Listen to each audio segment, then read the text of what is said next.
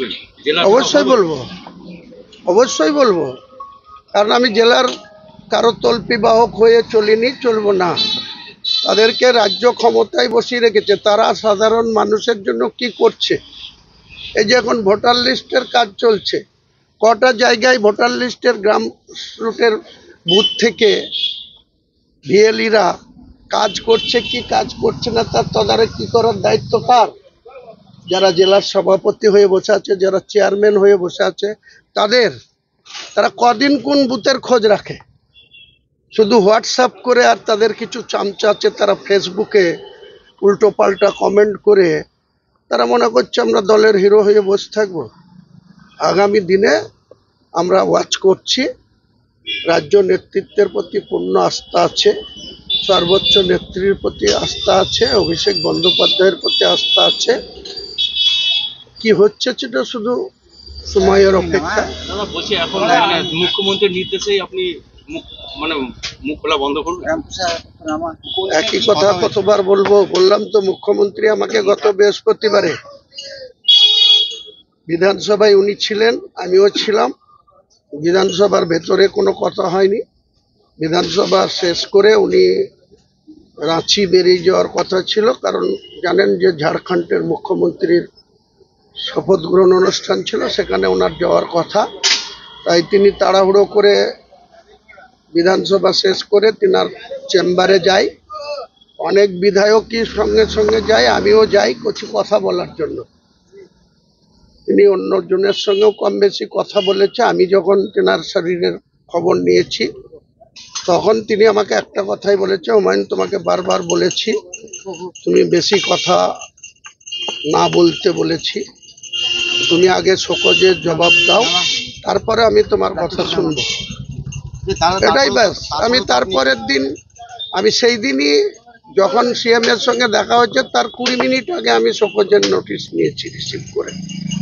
তার আগের চেম্বার হচ্ছে পরিষদীয় মন্ত্রী সুবনদেব চট্টোপাধ্যায়, তার চেম্বারে টেবিলে গিয়ে রিসিভ করে চিঠি নিয়েছি।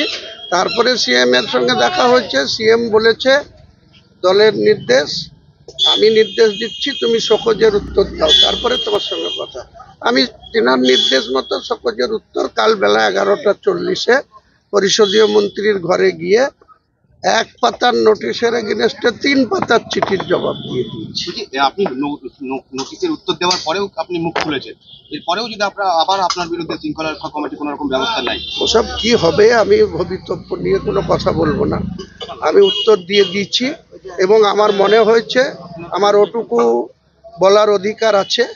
আমাকে মুখ্যমন্ত্রী যেমন নিষেধ করেছেন সেটা যেমন মান্যতা দেব, কিন্তু আমার মনে হয়েছে যে আমাকে যে কারণে শোকজ করা হয়েছিল আমি শোকজের জবাব দিয়েছি। সেই শোকজের পরে কি হবে বল এখন ডিসিপ্লিনারি কমিটির হাতে। তিনারা সেই বল সাইড লাইনে পাঠিয়ে দেবে না মাঝ মাঠে আবার খেলবে সেটা তাদের বিষয়। কিন্তু আমি দেখেছি যে আমি যেদিনকে যদি শৃঙ্খলা ভঙ্গ করে থাকি, আমার ঠিক 3 দিন আগে 4 দিন আগে অনেক বাজেভাবে সৌগত রায়কে অ্যাটাক করেছে কল্যাণ বন্দ্যোপাধ্যায়। রাজ্যের ছাত্র সভাপতি তৃণাঙ্কুর ভট্টাচার্যকে বাজেভাবে অ্যাটাক করেছে কল্যাণ বন্দ্যোপাধ্যায়।